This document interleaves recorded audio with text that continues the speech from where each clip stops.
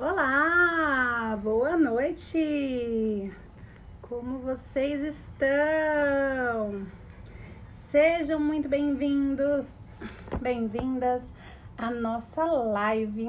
Hoje nós temos um convidado muito especial. Vamos falar sobre o orgulho autista. Estamos na semana do Dia do Orgulho Autista e a gente vai ter um bate-papo bem legal com o Thiago. O Thiago já está chegando por aqui. Se você tem uma pergunta, você pode mandar aqui, ó, nessa caixinha de perguntas. Fica mais fácil do que colocar nos comentários. Manda aí a caixinha de perguntas pra gente e convida, gente, pessoas para assistir, porque vai ser uma live imperdível. Eu sou mãe de um menino autista, o Arthur tem 5 anos, e eu adoro ouvir os autistas adultos, porque eles têm muito mais para colaborar com a gente, né? Porque eles são o futuro.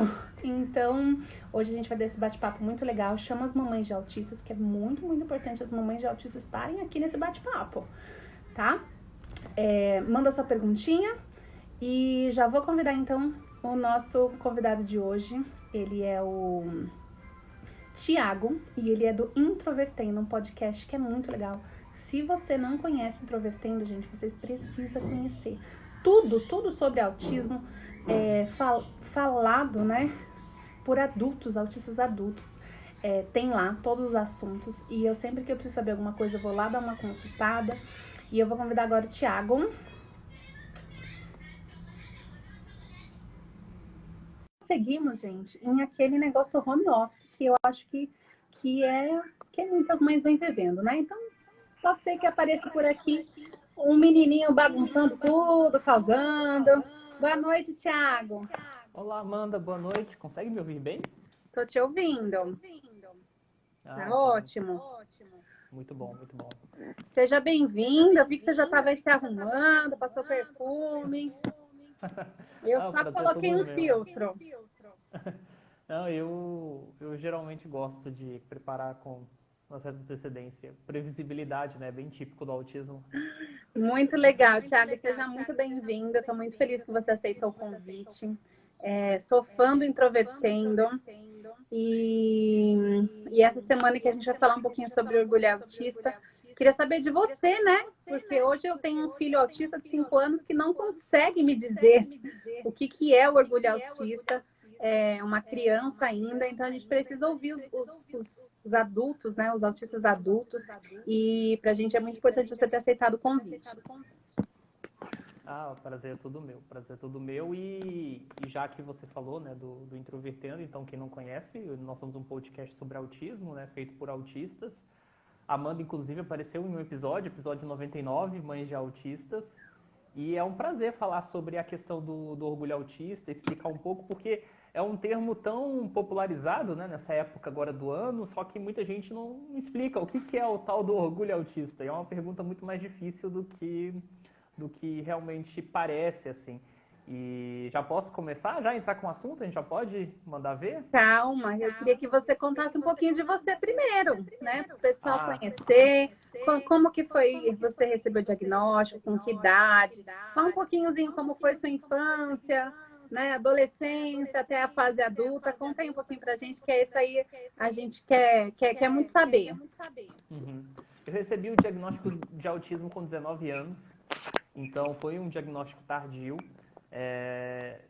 Quando a gente fala de marcos de desenvolvimento, até que eu cumpri a maioria das coisas no geral, mas a minha mãe percebia algumas diferenças, mas naquela época ali, anos 90, né, ninguém ia ter a referência do autismo. Síndrome de Asperger tinha entrado no DSM ali naquele período mesmo, então os médicos não tinham nenhum tipo de parecer sobre isso.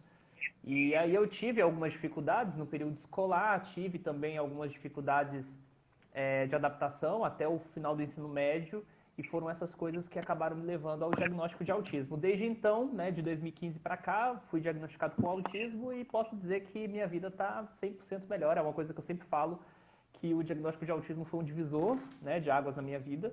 Tanto é que se não fosse o diagnóstico do autismo, eu não estaria aqui também para falar sobre autismo nessa live. Então, você pode dizer que o diagnóstico do autismo não é o fim, é o começo. No meu caso foi completamente o começo. Acho que na maioria das pessoas é que a gente quando a gente recebe o diagnóstico como mãe de uma criancinha, o Arthur eu recebi diagnóstico muito precoce, com 20 meses. Então foi um diagnóstico não é comum, né? Então para mim ele chegou como uma bomba, porque eu não esperava, eu não via características, ele foi um bebê prematuro de 32 semanas, então eu achava que os atrasos dele eram da prematuridade. Então para mim o diagnóstico chegou muito pesado, uma bomba, não sabia o que que era.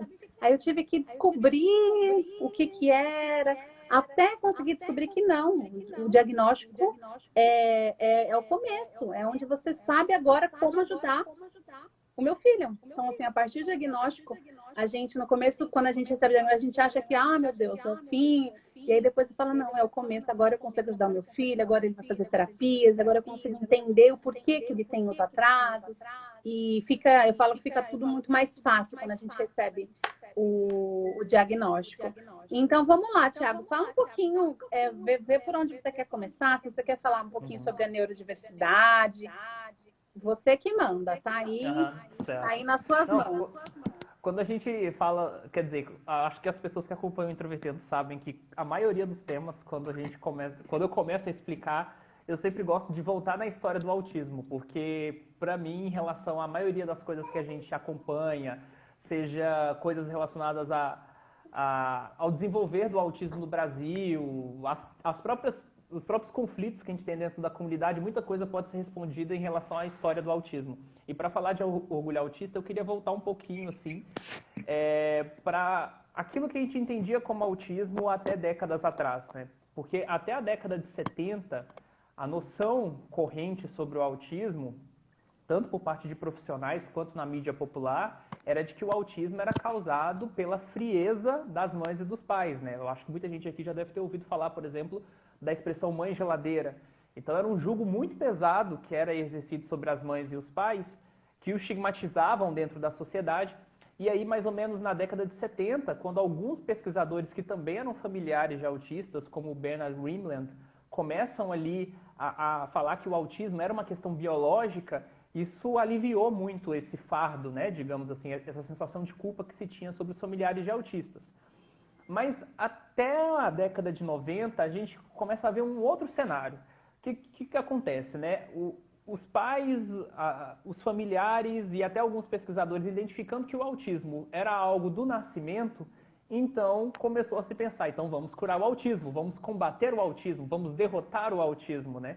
E aí, os primeiros autistas que começaram a vislumbrar isso dentro da comunidade do autismo e não se sentiam parte dessa campanha, digamos assim, de destruição do autismo, eles se sentiam ao mesmo tempo culpados, talvez a gente poderia talvez comparar em certa medida, né, a questão da culpa que a gente estava falando, e também se sentiam deslocados assim dessa fala, né? Em 1986, a Temple Grandin foi a primeira autista a se manifestar dentro da comunidade quando ela lançou o primeiro livro, falando sobre as próprias experiências, né? Era uma coisa completamente nova. Anos depois, alguns autistas já começam a entrar com uma contestação bem maior, assim, né? De falar, olha, o diagnóstico do autismo não é o fim, né? Como a gente estava falando aqui, essa questão do luto relacionada ao diagnóstico do autismo não pode ser a única via possível. E aí alguns autistas também começam a levantar a ideia de que o autismo explica grande parte também das suas habilidades, das suas características, e isso torna algo valoroso, né? Então, a gente pode dizer que é aí que está o início do que a gente pode chamar depois de orgulho autista. O orgulho autista propriamente dito, olha o seu filho ali, o dia do orgulho autista, ele surge um pouco depois, né? Quando esse ativismo autista começa a se consolidar em alguns países, tipo Reino Unido, Estados Unidos, uma organização britânica chamada Aspis for Freedom, né? Principalmente formada por pessoas que tinham esse diagnóstico que a gente chamava de síndrome de Asperger, criaram a data do orgulho autista em 2004 como forma de celebrar essa existência que é ser autista, né? Que não é mais ter o autismo, é ser autista. Então o autismo virou uma questão de identidade social, cultural, e é por isso também que quando se fala em orgulho autista, a gente pensa também no tema de neurodiversidade, né?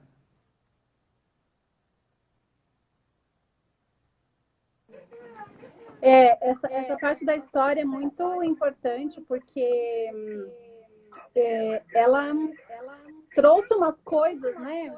Então, assim, que a gente acaba usando, às vezes, ainda até hoje, né? Que é o que algumas pessoas fazem, que é buscar uma cura, né? Mas é buscar uma cura que não dá para ser buscada, porque não é uma doença, né? É uma coisa que é. Então, assim, é diferente. Então, assim, eu sou autista, a pessoa ela não tem como tirar isso dela, né? E acho que essa história foi uma história muito, eu falo que assim, pesada, né? Porque até a gente desconstruir tudo que foi colocado na nossa cabeça, tudo que foi colocado nos livros, tudo que foi colocado na parte médica, para chegar nesse modelo que a gente tem hoje, de que é neurodiversidade, que é um autista, que é característica, que não é para mudar, que faz parte dele. É um processo que ainda a gente vem lutando muito, né?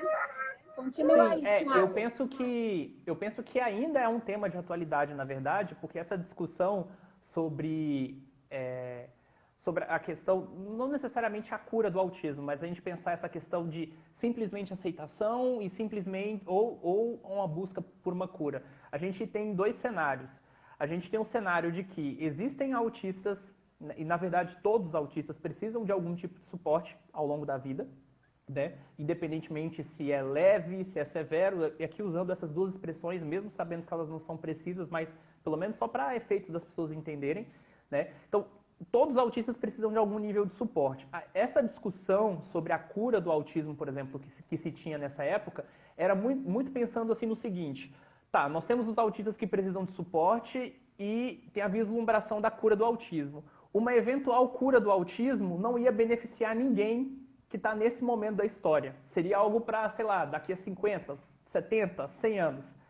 Então, por que faria sentido lutar por essa cura se essa cura não ia alcançar ninguém durante esse período, sendo que a gente poderia trabalhar a questão do suporte, da ajuda, da assistência. Então, essas duas visões, elas foram entrando, digamos assim, em uma certa disputa, né, nas últimas décadas da história do autismo. E quando a gente tem visões contrastantes sobre o autismo, a gente produz uma síntese. É pelo menos o que a Jerry Singer, que é a socióloga que cria a expressão neurodiversidade, defende, né? De que na comunidade do autismo a gente tem algumas discussões que são opostas, mas o que é produzido na discussão entre elas acaba virando uma coisa produtiva. E eu percebo que hoje a forma como a gente entende o autismo, como a gente lida, é de uma forma muito mais plural do que a gente tinha antes. Até porque a própria noção do diagnóstico do autismo mudou. O que se entendia sobre autismo naquela época era só aquilo que a gente chamava de autismo severo.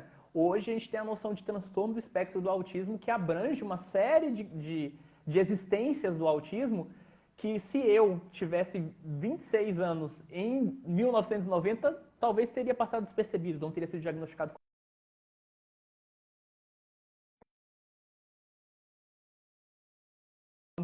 enquanto autista.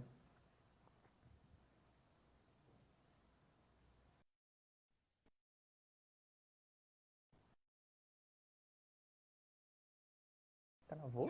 umas ligações aqui. É, eu acho que uma coisa que ainda confunde muito é a questão do modelo médico, né? Como assim o autismo está no DSM, que é o Manual de Diagnóstico de Doenças Mentais?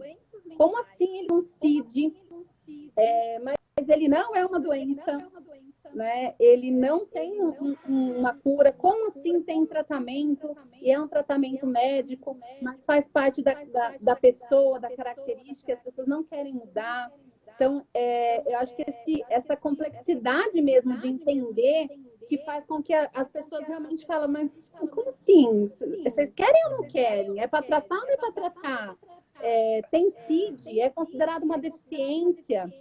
Então, eu acho que assim, a gente ainda tem muito ainda que desconstruir isso, né?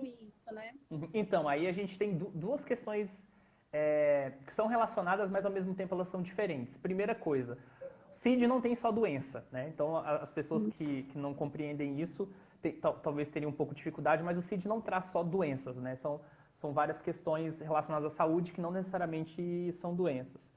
E eu percebo também que, ao mesmo tempo, tem nessa discussão de... E aí eu vou extremizar bem as coisas, tá? Só para as pessoas entenderem, mas o autismo seria uma questão só de aceitar ou de só combater, digamos assim, né? Se a gente fosse colocar as duas coisas em perspectiva, eu percebo que muitas vezes até alguns autistas não conseguem compreender a discussão, né, relacionada a essas coisas. Porque não é necessariamente as duas coisas, como eu poderia dizer, antagônicas ou propriamente ditas. A gente está falando de um diagnóstico que ao longo da história passou por várias transformações e que está passando ao longo do tempo. A segunda coisa que eu vejo em relação a isso é de que as pessoas ainda entendem a palavra deficiência como algo necessariamente pejorativo, como algo negativo, como algo que caracterizasse de fato uma doença, né? Então, por exemplo, eu já vi autistas em grupos na internet, no Facebook, por exemplo, dizendo: ah, eu sou autista, mas eu não sou uma pessoa com deficiência porque não está faltando algo em mim, porque eu tenho os meus dois braços, eu tenho assim, uma concepção totalmente errada sobre deficiência, né? Então eu percebo que tem um pouco dessas duas coisas. Então a gente precisa entender que deficiência é um termo inicialmente também desenvolvido para caracterizar primeiro uma lesão, né, e tudo mais, isso que a gente chama de modelo médico. Mas existe toda uma discussão sobre deficiência que foi levantada pelas pessoas com deficiência, né, e se transforma num campo de estudos que a gente chama de estudos da deficiência, que começa ali mais ou menos década de 60 para cá, que vem ressignificar a ideia de deficiência. Primeiro, pensar a deficiência como uma questão somente da sociedade, né, eu acho que muita gente já ouviu falar assim, do modelo social da deficiência. Essa é a primeira geração. Aí vem algumas pessoas com deficiência que começam a questionar: peraí, se a gente tirar todas as barreiras da sociedade, ainda vão existir dificuldades para algumas pessoas com deficiência, elas vão continuar sendo pessoas com deficiência. Aí vem a segunda geração do modelo social, que é o que a gente entende hoje, que a deficiência é uma junção de questões do indivíduo com as barreiras da sociedade, né? E o autismo, em tese, estaria engendrado nessa noção de deficiência. O que acontece na história do autismo, para a gente ter a ideia de orgulho autista, é que durante um certo tempo a gente só olhou para os problemas do indivíduo, para a falta do indivíduo e não para as questões da sociedade, né? Então, eu entendo, e essa é uma interpretação minha, Thiago Abreu, isso não está escrito em pedra, não está escrito em livro, isso é discutível, as pessoas podem até discordar. Eu entendo que o sentido do orgulho autista é uma ferramenta de compensação em relação à exclusão e ao preconceito que há dentro da sociedade. Porque se os autistas fossem plenamente aceitos como são, e eu falo no sentido mesmo de convivência, né, dentro da sociedade, se, por exemplo, um autista tivesse uma crise no supermercado e as pessoas não olhassem torto, pensando que é uma birra, por exemplo, a gente não precisaria de um dia do orgulho autista. Porque a gente teria um dia do orgulho autista para algo que fosse considerado tão comum, né? Então a gente só tem um dia do orgulho autista porque em algum nível ainda há uma certa desqualificação da existência dos autistas e das pessoas que estão relacionadas a essas pessoas. Porque os familiares de autistas, eles estão naquilo que a gente chama de situação de deficiência.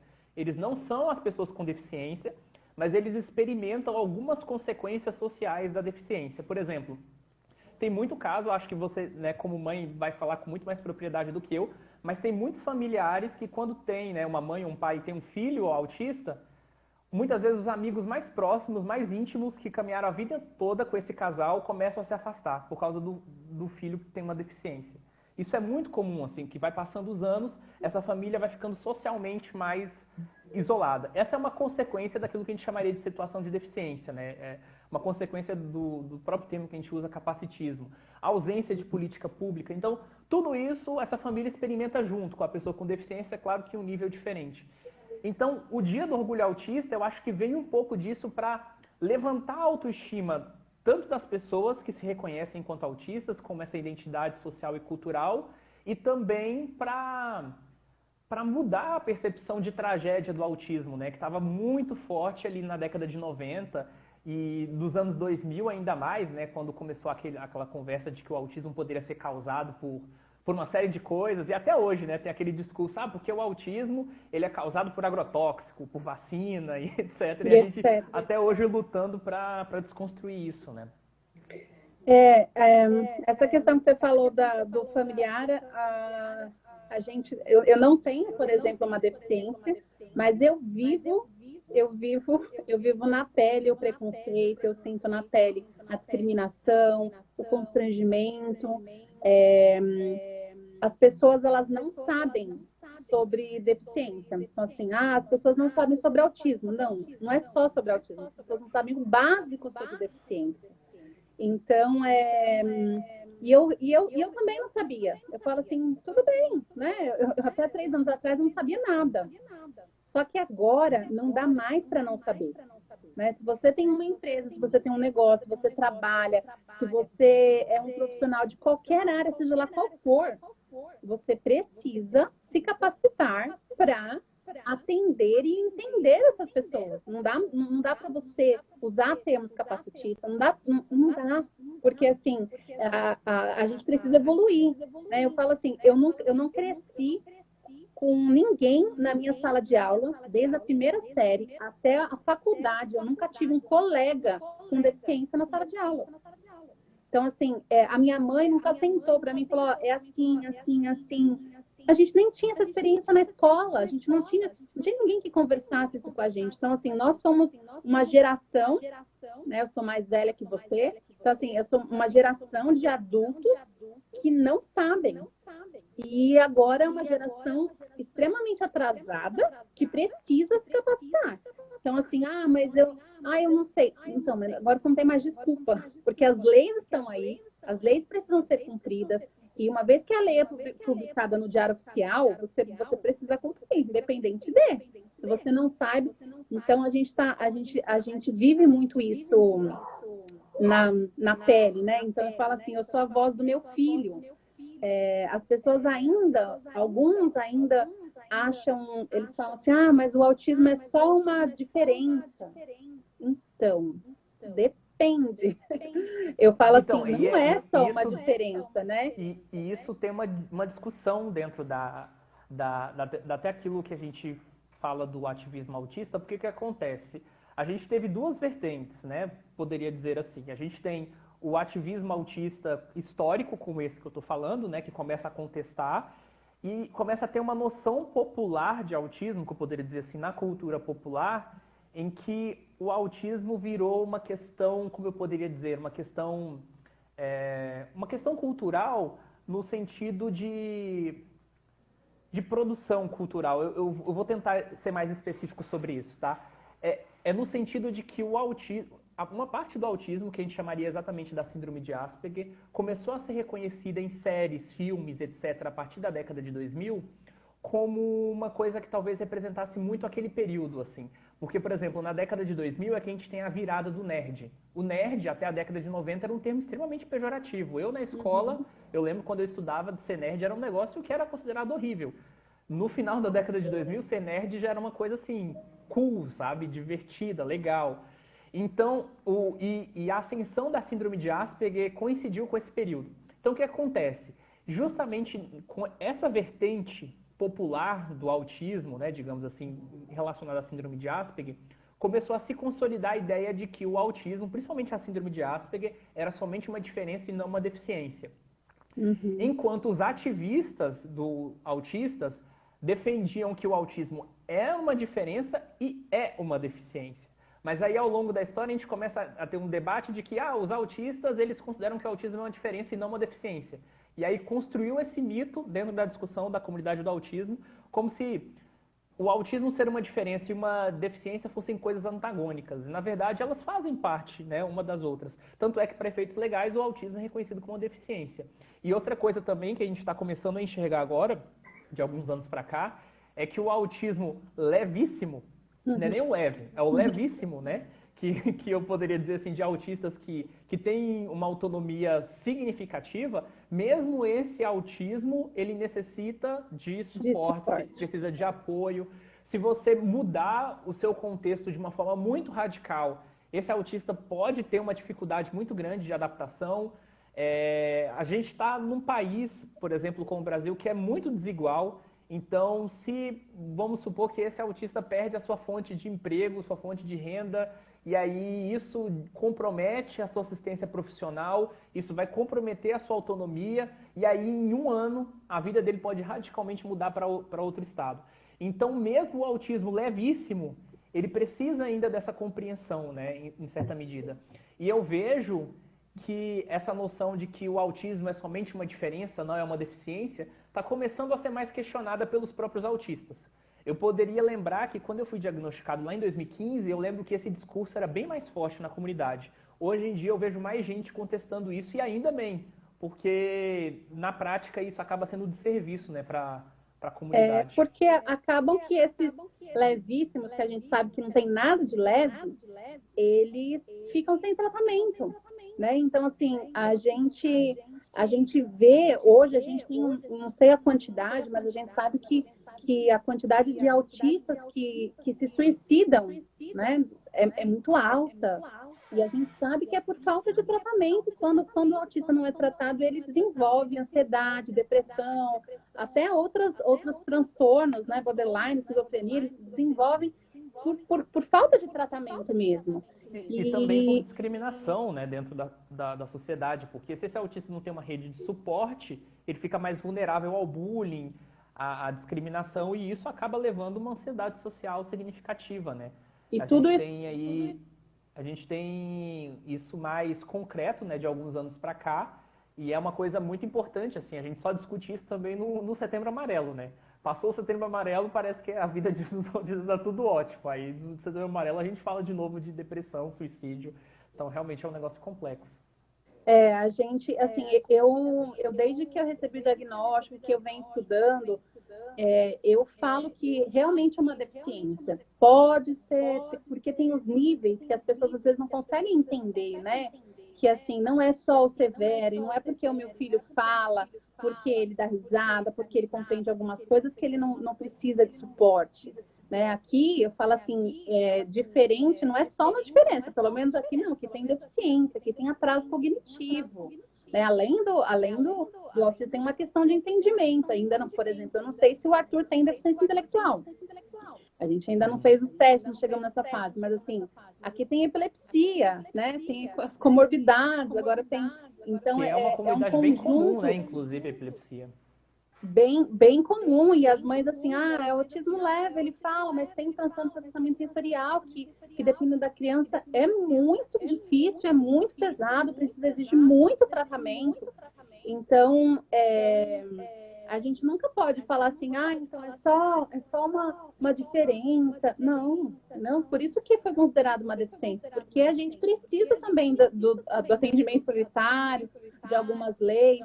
E eu entendo que para alguns autistas, né, que são os autistas que Asperger, que foram diagnosticados mais tarde, que ainda pensam que a deficiência é uma coisa ruim, né? Que fica mais difícil falar que ele é uma pessoa com deficiência. Mas eu acho que é uma questão da gente continuar desconstruindo isso, continuar trabalhando para dizer que assim, é uma pessoa que tem uma deficiência. E pronto, né? Não é nada, não é o deficiente, não é inválido, não é, porque a gente ainda tem essa ainda, né, essa questão da deficiência, que o excepcional, o inválido, a pessoa que não é completa. Então, acho que ainda falta muito. E essa questão do orgulho autista, eu já ouvi de muitas mães, eu não tenho orgulho que meu filho é autista. Então, assim, vocês ficam romantizando. Ou não, querida, não é questão de romantizar, né? Eu sou aquela que não romantiza o autismo. Hoje eu postei lá, porque às vezes as pessoas, elas acham que... Ontem o meu filho foi no parque e ele conseguiu aprender a andar de carrinho de bate-bate, né? E hoje ele teve uma crise na calunga. Então, assim, não é só, né? A gente não vive só disso. A gente tem uma parte muito pesada que mesmo tendo, né, os altos e baixos, eu tenho orgulho do meu filho e amo ele do jeitinho que ele é, e eu acho que não dava para ser diferente, né? E uma coisa também muito importante que eu acabei de pensar enquanto você falava, que é o seguinte, essa ideia de que o autismo é somente uma diferença e não uma deficiência, acaba sendo uma armadilha também para alguns autistas, que não vão se sentir, como eu poderia dizer, merecedores dos direitos, né, que são concedidos aos autistas. Então, vou pensar, não vou ir atrás desse benefício, disso aqui, porque eu não sou merecedor, eu sou menos pessoa com deficiência, né? Já estou adaptado à sociedade o suficiente. E isso é uma relativização de direitos meio complicada, assim, né? Quem somos nós, né, para dizer que uma pessoa com deficiência tem mais direitos do que a outra, né, em relação a essas questões? Então, é muito perigoso o discurso, né, do autismo só com uma diferença, porque os próprios autistas vão interpretar isso de formas diferentes, né? E essa questão do sentir orgulho ou não de ser autista é uma questão que, assim, na prática, em alguns aspectos, é até relativamente simples, eu poderia dizer, talvez, com uma palavra, no sentido de que o sentir orgulho, o orgulho autista foi uma data criada por autistas, né? E a intenção é justamente de não se pensar como menos dentro da sociedade. Então, os autistas têm que ter orgulho de ser quem são, ou apesar de qualquer coisa que passarem durante a vida, porque, afinal não tem outra alternativa. Nós somos o que somos, né?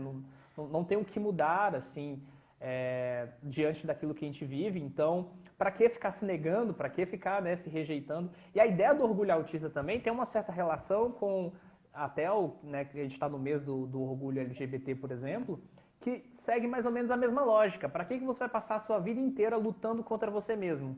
Se achando a pior pessoa do mundo? Isso só vai te trazer, né, uma baixa autoestima, isso vai colaborar para os altos índices de depressão e suicídio que tem no autismo. Então é mais importante ressignificar. Não negando as dificuldades que vão existir sempre, né, em algum momento ou outro, mas se a gente não gosta da gente mesmo, como é que a gente vai conseguir se entender e conseguir melhorar aquilo que eventualmente não está bom, né? Então, acho que a aceitação, ela passa também pro primeiro ponto. Que é a mesma coisa também, eu acho que dos familiares, né? A partir do momento que você começa a lidar com a aceitação do autismo, e aí isso é um processo longo, para muitas pessoas pode levar muitos e muitos anos, mas só o fato de você começar a entrar nesse processo de aceitação do autismo vai fazer com que você enxergue as coisas de uma forma menos fatalista, de uma forma mais racional, imagino eu, né? Não sei se você concorda comigo. É isso mesmo. É um processo, como você disse. Não é um processo fácil, né, na questão do familiar. É um processo que precisa de suporte. E na maioria das vezes, essa mãe, né, que é o familiar que recebe, ela coloca toda a energia dela em ajudar aquela pessoa, o filho, e ela não se cuida. Então, assim, ela não recebe o suporte. E eu falo que, assim, por isso que às vezes fica tão pesado, tão difícil, por isso que a gente tem números de mães de autistas que cometem também suicídio, por isso que as mães desenvolvem doenças. Eu sou uma prova viva disso, né? Eu desenvolvi transtorno de ansiedade generalizada pós-diagnóstico, eu cheguei a ficar de cama, eu achava que eu ia resolver, né? Eu entendi o que era o autismo, que fazia parte do meu filho. Então, eu cheguei a marcar 13 terapias diferentes em uma semana, para um bebê de 20 meses. Eu achava que eu ia tirar ele do espectro. E eu não falo isso com vergonha, porque, assim, hoje eu entendo, né, que faz parte dele é ele. E eu não quero curar ele. Mas quando a gente recebe o diagnóstico, que a gente não tem orientação, a gente sai assim, ó, perdido e fazendo tudo que podia, porque assim, a gente quer ajudar nosso filho de qualquer jeito. Então, é um processo que quando a gente não tem suporte, que é o que acontece na maioria das vezes, essas mães também elas ficam doentes. Aí sim elas ficam doentes. Então, assim, eu era ansiosa, né? Todo mundo é um pouco ansioso, mas eu não era doente. Hoje eu faço tratamento, eu tomo remédio, né? Por quê? Porque eu desenvolvi a doença ansiedade. Eu acho que eu falo assim, a parte da aceitação só é muito mais difícil porque a gente não tem tratamento. Então, assim, a gente tem que gastar muito dinheiro para conseguir o tratamento, ou a gente tem que se desgastar muito para o convênio, ou você tem que ficar com o que eles dão no SUS, que infelizmente não tem ainda um programa na maioria das cidades, tá? Tem algumas cidades que já tem, graças a Deus. Visitei a cidade de Santos semana passada e as crianças são diagnosticadas pelo SUS e elas são encaminhadas para uma clínica multidisciplinar da prefeitura. Olha isso. Então, assim, já tem alguns lugares, mas aqui em São Paulo pode dizer que a gente consegue um laudo com muito custo depois de 9 meses num neuro do SUS. E consegue o meu sobrinho é autista, ele tem 8 anos e ele é um autista nível 1 e ele faz uma vez por mês terapia ocupacional.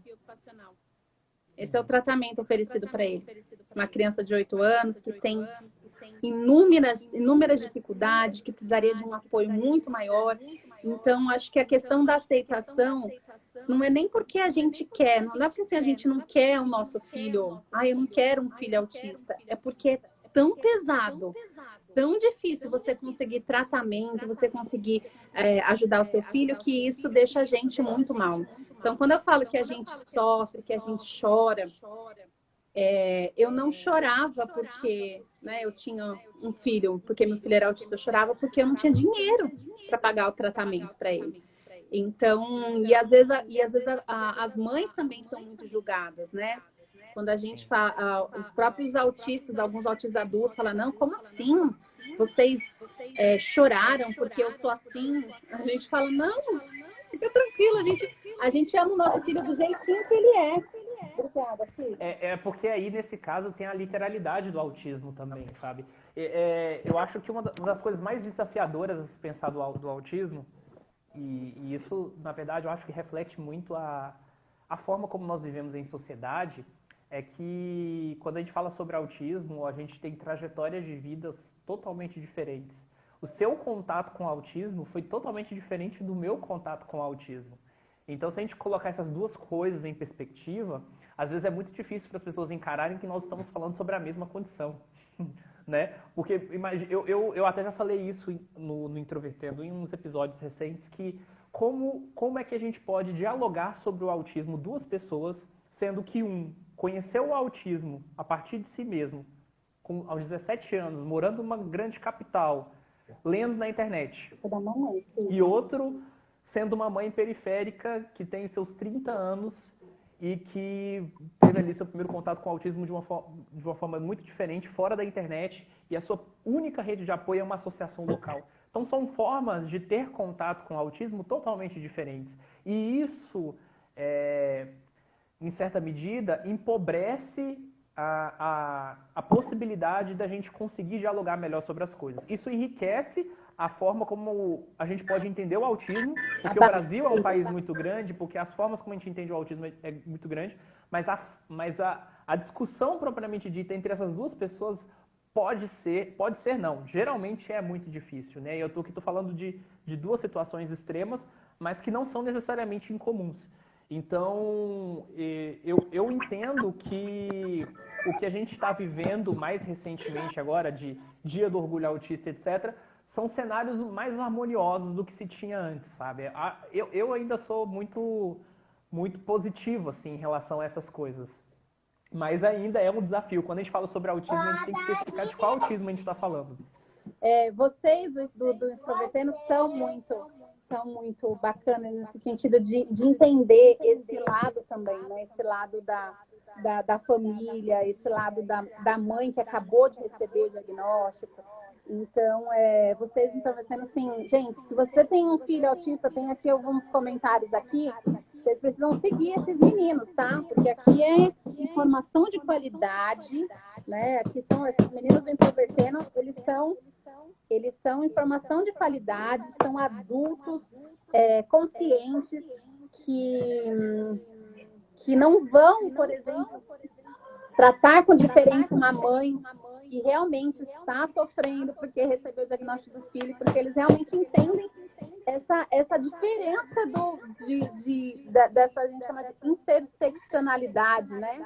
Então, assim, não é só o autismo. Tem o autismo, tem a mãe autista, tem a mãe periférica, tem a mãe preta, tem o autista que recebeu. Tá, beleza, esse autista aqui, viu? Meu Deus! Seu lindo, buscando atenção. É a animação de segunda-feira. Tem aqui o autista que repete a música 500 vezes. Então, eu acho que essa questão do espectro, né, das pessoas entenderem que tem muita diferença, o espectro é muito grande. Então, assim, autistas severos, de nível 3, precisam de todo o suporte, vão precisar de todo o suporte durante a vida toda. E autistas que fazem faculdade, que se formam. Que estão nessa live. Estão nessa live, entendeu? Assim, eu como mãe, assim, eu não posso falar assim, meu filho, eu queria que o meu filho fosse um Tiago da vida, né? A gente sonha. Eu não posso falar para ele que eu não quero que meu filho, né, tenha bastante autonomia, Amanda, então quer dizer que você não aceita seu filho? Não é que eu não aceito meu filho, mas estamos trabalhando para que ele tenha autonomia. E trabalhar para que meu filho tenha autonomia, para que ele não desenvolva, né, outros transtornos, depressão. Isso não é querer cura, né? Isso não é querer cura, isso não é querer mudar quem o meu filho é. Eu quero sempre o bem dele. E eu entendo que a questão da autonomia é um direito, e mesmo se as pessoas não alcançarem essa autonomia propriamente dita, a gente precisa de políticas públicas também para amparar, né? Porque isso é o mais importante, assim. Uma coisa que mexe muito comigo, talvez não no nível emocional que seria semelhante, né, a quem realmente vive isso, mas uma coisa que sempre me fez pensar muito são os familiares que falam, o que vai ser do meu filho, o que vai ser da minha pessoa quando eu morrer, né? Que é uma preocupação muito frequente, assim. É uma coisa realmente muito complexa. Então, a gente precisa de políticas públicas nesse sentido e eu acho que é o caminho que a gente precisa, né, para o futuro da comunidade do autismo. Tem muitos comentários aqui, o pessoal está interagindo bastante, né? Tô vendo aqui. Muito legal, deixa eu ler alguns aqui, teve um monte de gente. Gente, quem tem aí perguntas para o Tiago? Aqui, ó, o marido dela foi diagnosticado com 48 anos, fala 3 idiomas, foi gerente judicial, multinacional japonesa. Hoje é muito comum a gente receber o diagnóstico dos filhos. Boa noite, filho. Boa noite. O menino pelado. Seguimos pleno. É muito comum os pais receberem diagnóstico depois de receberem o diagnóstico dos filhos. Isso tem sido assim, sei lá, acho que de 10 amigas, 6 os pais são autistas. Né? A gente sabe que é uma predisposição genética e que a hereditariedade também é um fator muito alto, né? E esses pais, eles conseguem se entender, né? São pais que têm autonomia, trabalham, mas viveram muito tempo sem serem compreendidos. E para as mães, facilita muito, viu, gente? Porque aí a gente consegue falar assim, não, gente, ele não é insensível, ele é autista. Porque as namoradas, né, tipo, namorou, casou, e aí fala, nossa, ele faz umas coisas que você... Aí depois você fala, não é isso, é do espectro. Então fica até mais fácil para a vida das esposas. Isso é uma coisa muito legal, porque eu acho que isso reflete muito um presente da comunidade do autismo, nem o futuro. Eu costumo falar que esse já é o presente da comunidade do autismo. Que a gente tem aquela ideia popular de que tem o autista, o familiar de autista, né? Como se fossem entidades completamente separadas. Eu até falei ali da experiência diferente, mas ao mesmo tempo também a gente tem uma parte da comunidade do autismo que está cada vez maior, de que essas fronteiras entre os autistas e os familiares de autistas estão cada vez mais se dissolvendo, porque tem muitos familiares de autistas que são autistas também.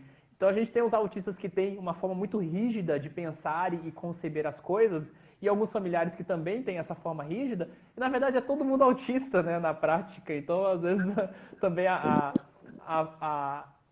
forma como a gente não compreende um ao outro também tem um pouco a ver com isso.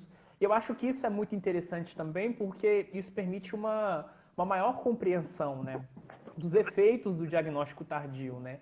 Porque para uma pessoa ser diagnosticada com autismo depois dos 40 anos, é um histórico de sofrimento muito grande, né? Eu não consigo pensar assim. E olha que eu fui diagnosticado com 19, eu já acho que já tive um estrago grande ali. Aí eu fico pensando, imagina ser diagnosticado com autismo com 40, 45, 50, na terceira idade, né? Então mas eu fico feliz que esse diagnóstico está chegando, pelo menos, né? Que ele explica em algum momento. Igual a gente tem o caso, por exemplo, do Anthony Hopkins, né? Que é aquele ator que foi diagnosticado com 78 anos. Está vivendo a vida dele agora de verdade agora, depois do diagnóstico, com 80 e tantos anos. Então imagina 70 anos da sua vida sendo incompreendido, né? Eu sou da luta, né, pelo diagnóstico precoce, né, porque eu vi o tanto que fez diferença na vida do meu filho ter um diagnóstico precoce. Ser diagnosticado aos 20 meses é um privilégio. Infelizmente não deveria ser, né? Não deveria ser isso. A gente sabe que outros países eles têm uma média de diagnóstico de idade com 2, 3 anos. E aqui no Brasil ainda é de 4 anos e meio a 6 anos. Isso agora. Mas a gente sabe a importância da intervenção precoce. E eu sempre falo assim, a intervenção precoce não é para mudar o meu filho, não é para tirar o autismo dele, é para dar ferramentas de vida para ele, né? É muito difícil, eu imagino que seja muito difícil para ele não saber lidar, ele não saber se expressar, ele não saber se comunicar. Então, as pessoas não entenderem o que ele está falando, então ele não busca os coleguinhas para brincar, ele não consegue realmente se comunicar. Então, quanto antes a gente conseguir dar essas ferramentas, ajudar essas crianças, né, para poderem...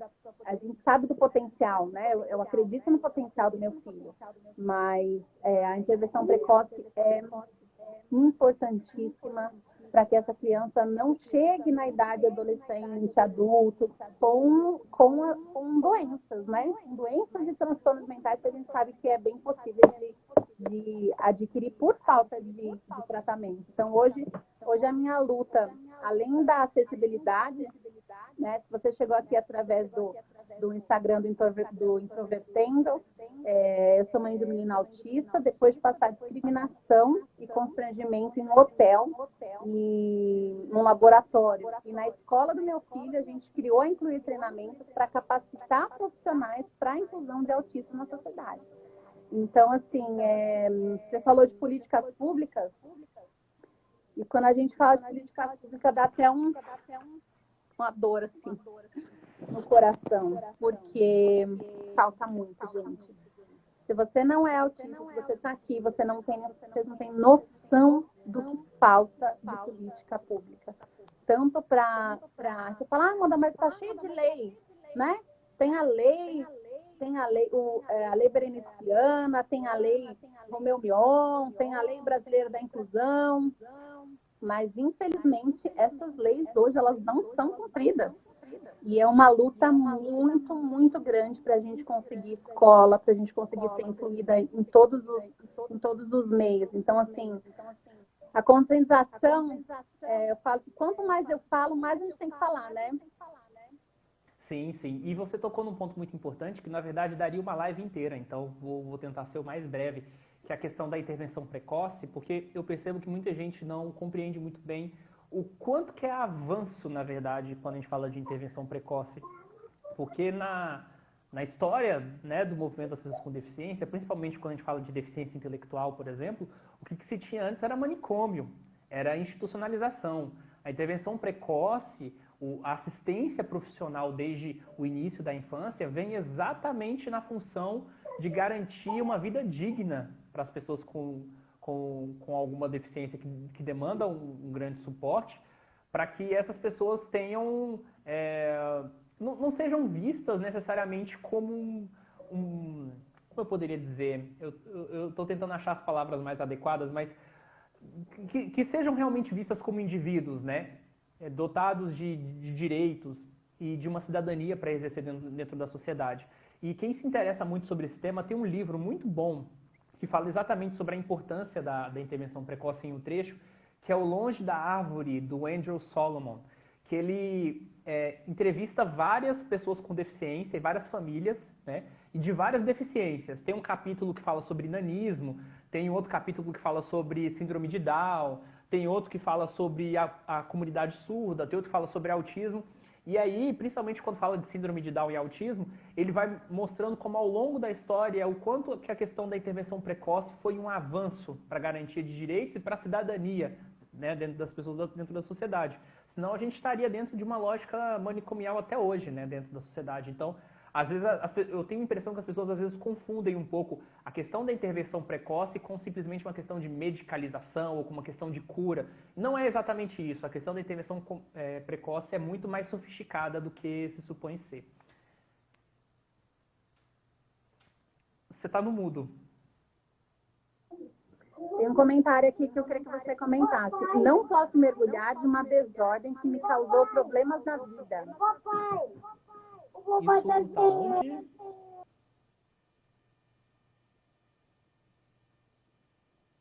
Eu não entendi a pergunta. Oi, conseguiu ver o comentário? Não consegui. Qual que é a pergunta? Ó, a Traven colocou aqui, não posso mergulhar de uma desordem que me causou problemas na vida. Você comentário sobre isso? Então, a questão que a gente tem que pensar primeiro lugar, em que nível a gente realmente pode considerar que foi só o autismo que te causou problemas na vida? Será que foi só o autismo? Será que foram questões da sociedade? Será que foram só questões da sociedade? Será que foi uma combinação das duas coisas? A gente tem que...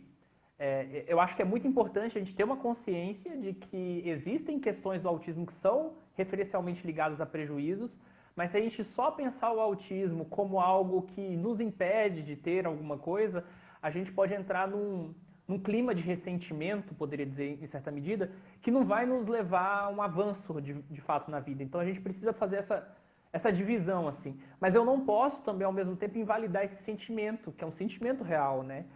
Tem muitos autistas que, infelizmente, eu não poderia dizer nem só de não se aceitar, mas, assim, de que... Tá um pouco difícil, assim, de eu conseguir explicar, mas é uma questão de não aceitação individual, mas também de incompreensão do contexto, né? Infelizmente, nós somos tão invalidados, às vezes, no dia a dia, dentro da sociedade, que a gente internaliza isso como uma culpa nossa. Isso é uma coisa que acontecia comigo, por exemplo, na fase escolar. Eu lembro que tinha uma época que eu ficava me questionando o que tinha de errado comigo, né? E aí eu não ficava observando, na verdade, o quanto que a atitude de outras pessoas era abusiva em relação a mim, né? E o diagnóstico de autismo me trouxe um pouco disso, assim, me trouxe uma noção daquilo que eu poderia me valorizar enquanto indivíduo e aquilo que eu poderia mudar e que seria um acréscimo, seria algo muito melhor na minha vida. Então, acho que isso é um processo, né? Infelizmente, muitos autistas não gostam de ser autistas, mas isso não é uma questão, como eu poderia dizer, uma questão fixa, né? Um autista que não se aceita agora, que ele não vai se aceitar. Eventualmente ele vai se aceitar em algum momento, então a gente precisa de tempo. Vai ter autista que vai levar anos para isso, mas isso eventualmente pode acontecer. Então, eu acho que a Isa fez um bom comentário aí, né? Muita mãe sim. fala que também não orgulha de ter um filho autista, né? Tipo assim, pra mim é só trabalho, pra mim é só dificuldade, pra mim é só... e é o que ele falou, assim, mas é só do autismo, é da sociedade, então assim... A Isa fez um ótimo comentário, né? A culpa não é sua, ser quem você é. Daí a questão do orgulho, que é exatamente isso que... E para as mães também, assim, a culpa do seu filho ser autista não é sua, não é da sua família, não é uma questão de culpa, né? Simplesmente aconteceu, é a vida. E é quem ele é. Então, por isso que a gente tem que se orgulhar. Eu me orgulho de mim e a gente tem que ver realmente a parte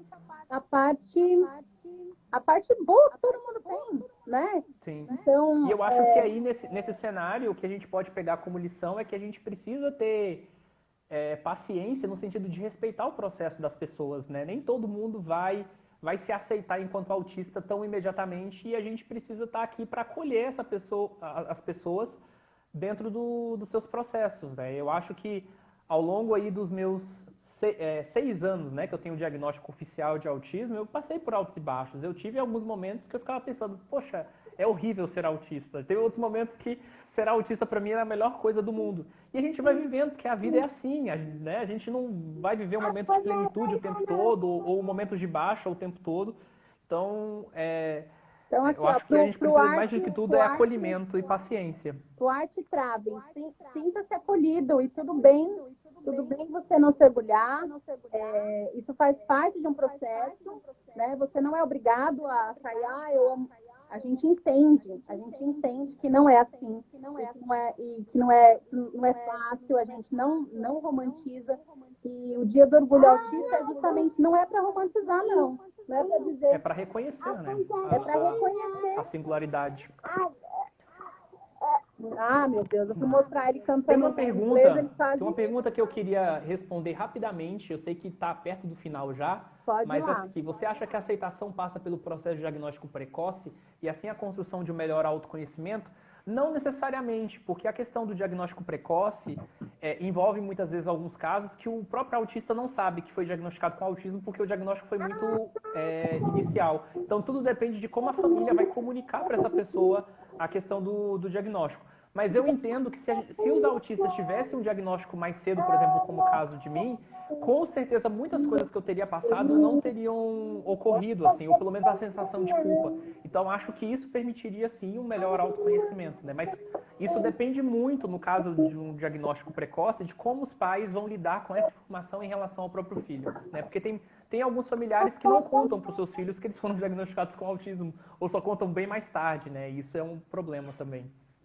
Isso em relação ao diagnóstico precoce, o que eu vejo, tá, no meu filho? O meu filho pode ser, assim, eu tenho certeza, ele vai ser uma criança com autoestima lá em cima, ele vai ser uma criança empoderada, porque o diagnóstico precoce me trouxe isso. Então, assim, o meu filho, ele pode ter um monte de outras coisas, mas ele não vai ter baixa estima aqui não, se Deus quiser. Por quê? Porque a mãe dele está trabalhando para isso. Né? Então, assim, quando você fala assim de autoconhecimento, de aceitação, quando o Arthur entender que ele é autista, eu não sei se ele vai entender, tá, gente? Hoje eu ainda não sei se meu filho vai entender que ele é autista. Hoje ele não entende que ele é autista. Mas quando ele entender, ele vai entender, eu imagino, né? E eu espero que ele vai entender assim, eu sou autista e com muito orgulho, que é o que eu venho passando para ele. Eu acredito nele. Então, acho que o diagnóstico precoce traz essa diferença. Eu passei por um tempo de aceitação, né? Então, assim, foi um ano de aceitação. Só que hoje eu consigo empoderar o meu filho, eu consigo acreditar nele, e eu tenho certeza que isso vai fazer diferença, concorda, Thiago? Durante a escola dele, durante os relacionamentos dele, durante todo o período. Todo o período. Então, o diagnóstico precoce, eu não tenho dúvida de que ele vai ajuda na própria aceitação e no próprio autoconhecimento. Porque eu estou construindo, né? Hoje ele é uma criança, então, assim, ele sendo criança, eu sou responsável pela autoestima dele, eu sou responsável por muita coisa que ele não tem, né, conhecimento, que ele não tem noção, e eu estou criando um menino para ser quem ele quiser. Você vai ser quem você quiser, meu filho, e se não for, tudo bem, entendeu? Mas ele vai, então, assim, eu acho que isso faz muita diferença. Eu falo que é uma coisa muito importante quando a gente recebe diagnóstico. Então, para as dicas para as mães que estão aí, né, eu passei por um diagnóstico muito pesado, muito difícil, porque eu realmente não sabia como lidar. Hoje eu faço acolhimento de mães. Então, tem uma mãe aí que acabou de receber, tem uma tia que acabou de receber o diagnóstico, pode me procurar. Meu Instagram é Mamãe que Viaja, né? Ou aqui na Incluir Treinamentos. Hoje eu ensino as mães como passar por esse pós-diagnóstico mais leve. Então, assim, primeiro você tem que cuidar de você. Infelizmente, você fala assim, eu quero ajudar meu filho. Se você não estiver bem, seu filho não vai ficar bem. Depois tem que cuidar do seu relacionamento. Se você tem um marido, se você ainda tem marido, porque os casamentos acabam, muitos deles, pós-diagnóstico, né? Tanto de deficiência e de autismo. Então, você cuida do seu casamento. Depois você tem que acreditar no seu filho. Acreditar que ele vai ser o que ele quiser. viver um dia de cada vez, comemorar as pequenas vitórias e intervenção. Então, assim, aí vem a intervenção, aí vem os tratamentos com comprovação científica. Então, não falo que fácil, em nenhum momento, nunca falo isso, que não é fácil, é bem pesado, mas é possível. E eu falo assim, eu sou uma pessoa muito feliz, e assim, meu filho é uma criança muito feliz, e ter um filho autista, eu tenho orgulho de ter um filho que é o Arthur, independente dele ser autista ou não. E é isso que eu acho que a gente tem que pregar, né, Thiago?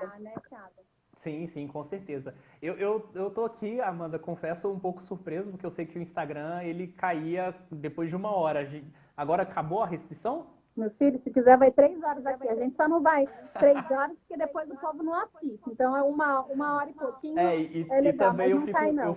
eu fico esgotado. Não, é porque tem uma pergunta aqui que eu acho que é muito legal responder, que é o seguinte: você acha que sair às ruas como o coletivo LGBT seria uma boa ideia para tornar o coletivo visível? Então, isso aqui é uma coisa que é muito legal responder, porque vai sair um episódio agora sexta-feira que comenta um pouco disso, que é o seguinte: quando a gente fala sobre sair às ruas, etc., a gente está falando sobre articulação coletiva, a gente está falando de socialização, etc.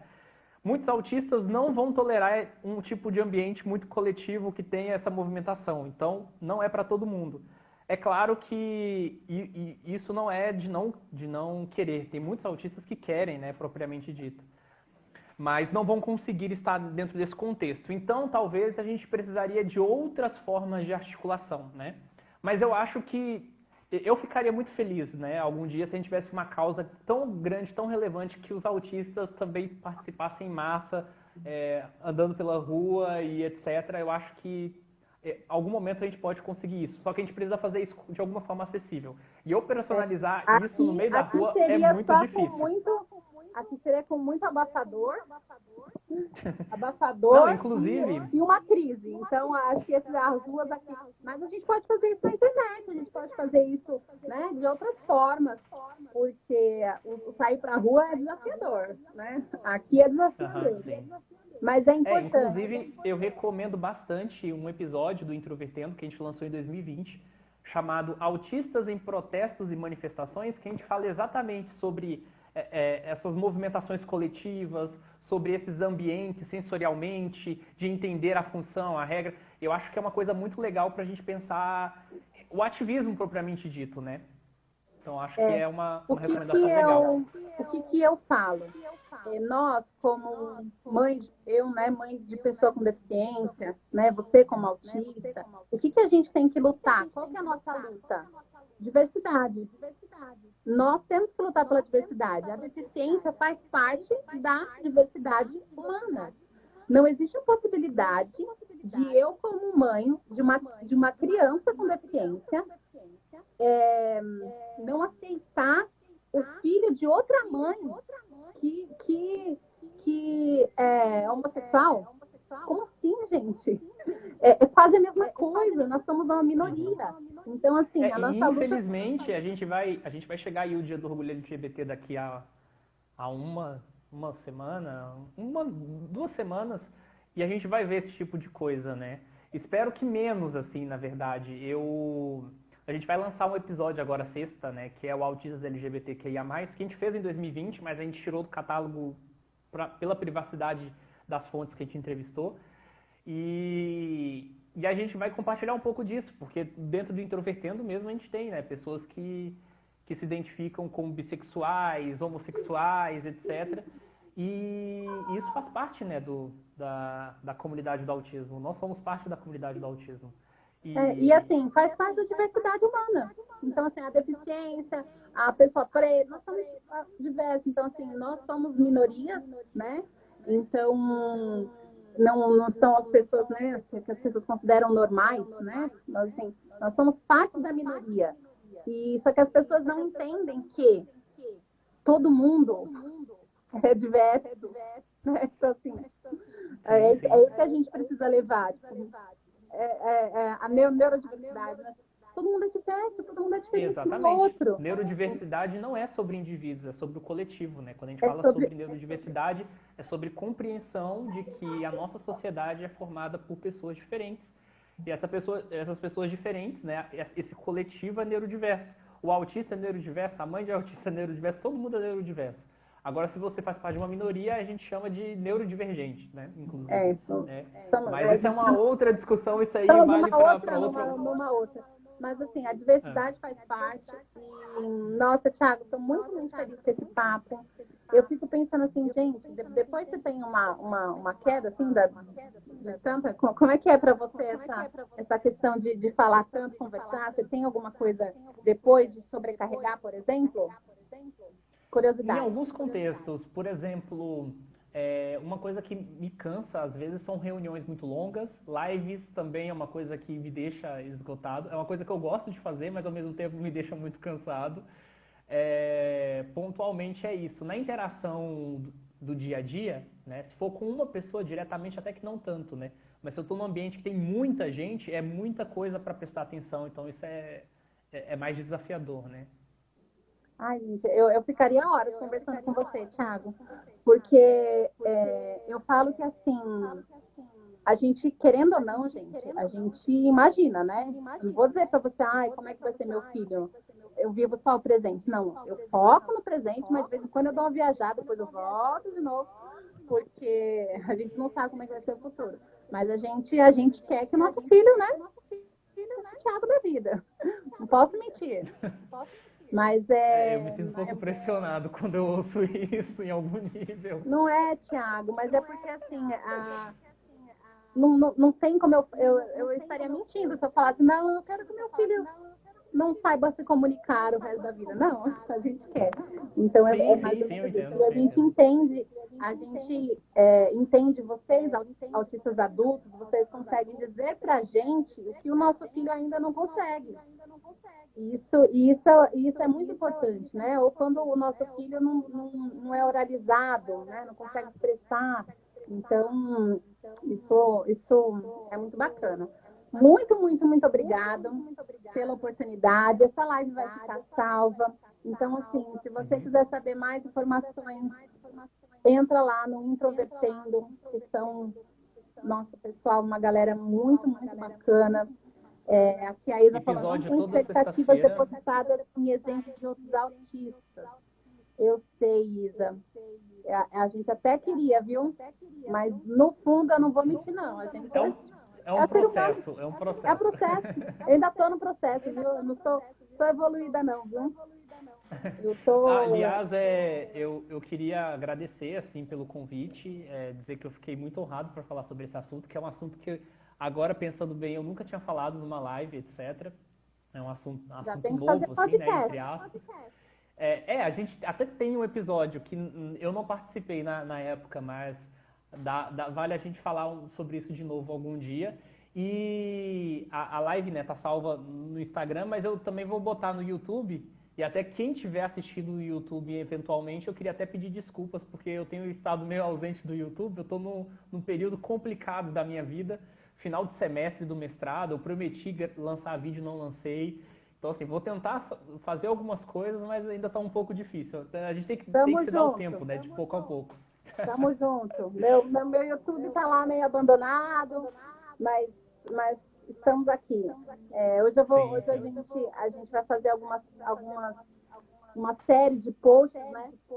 Posts falando um pouquinho mais sobre neurodiversidade, falando sobre o que é orgulho autista.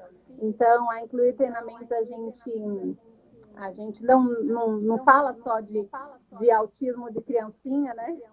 Apesar de alguns acharem, mas é porque a minha vivência hoje é como mãe de uma criança de 5 anos, então eu não tenho como falar, né? Sim, sim. Então, a gente fala com quem, de certa forma, está relacionado, né, a nossa mensagem. Por exemplo, o Introvertendo acaba dialogando mais com os autistas adultos porque é o que a gente sabe fazer, né? Isso não significa que não falar sobre autismo na infância não seja importante, né? E a gente vai se comunicando com as pessoas e as pessoas vão se relacionando com aquilo que vão atender mais a vida delas, né? E a Incluir Treinamento, a gente tem falado muito sobre acessibilidade para o autismo. né? As pessoas, elas acham que a acessibilidade é só para quem tem uma deficiência física, né? E é possível, e tem algumas coisas que as pessoas podem mudar para facilitar a vida do autista. Então, a gente tem lutado muito pelos direitos básicos, então, assim, que os autistas adultos usem o direito do atendimento prioritário. Então, por isso a gente prega muito isso. Ó, você tem direito ao atendimento prioritário e não precisa ter vergonha, né? A gente sabe, assim, as pessoas, a gente precisa falar para as pessoas que, assim, mesmo ele sendo um autista adulto, estar ali naquele ambiente é estímulo e ele precisava ficar ali o menor tempo possível, que é para ele poder gastar com outras coisas. Então, a gente fala muito sobre acessibilidade pro autismo. Estamos aí numa luta muito grande de conscientização, mas é sempre bom a gente ter autistas adultos que possam colaborar com o nosso trabalho. Então, a gente ficou muito, muito, muito feliz de estar aqui. Ó, aqui a Teia falando que a acessibilidade é muito importante para nós. Não consegui nem fazer o cartão de estacionamento. Porque a gente precisa de lutar, meu filho. Precisa de conscientização para poder ter políticas públicas. O Introvertendo é o melhor podcast que acompanham. Eu também acho. Tá? Eu acompanho mesmo. E é assim, eu adoro. E quando eu tenho alguma dúvida sobre autismo adulto, eu vou lá. E vamos ver o que eles falaram sobre viagem. Vamos ver o que eles falaram sobre isso. Então é muito bacana, gente. Muito, muito obrigada, Thiago. Um beijo, um prazer estar com você novamente. Chama a gente de novo lá para falar sobre acessibilidade. A gente não falou isso. Acho que vocês falaram que diz alguma coisa, a gente tem o episódio de acessibilidade na internet, que é de 2020, e nessa última semana nós lançamos Autistas na Arquitetura, que foi falado também sobre acessibilidade. Então recomendo muito, quem não ouviu, ouvir o 178, que a gente conversou com autistas arquitetos sobre a área de arquitetura e falar um pouco de acessibilidade. Inclusive a Isa, que está aqui comentando a live, ela foi uma das convidadas. Ela falou bastante de acessibilidade para autistas lá. Nossa, que bacana. É bom conhecer a Isa. Depois me dá um toque. Comenta aí para eu poder achar você de novo. Gente, muito obrigada. Então, beijo. Até mais. Até mais. Obrigada, tchau, pessoal. Thiago. Eu que agradeço. Tchau, tchau. Gente, essa foi nossa live com o Thiago Abreu, do Introvertendo. Que delícia, que gostoso. Então, se você vai assistir essa live depois, manda aí pro pessoal sobre o Orgulho Autista. E teremos mais novidades esse mês. Vamos falar bastante sobre o Orgulho Autista. Beijo, gente. Até mais. Tchau, tchau.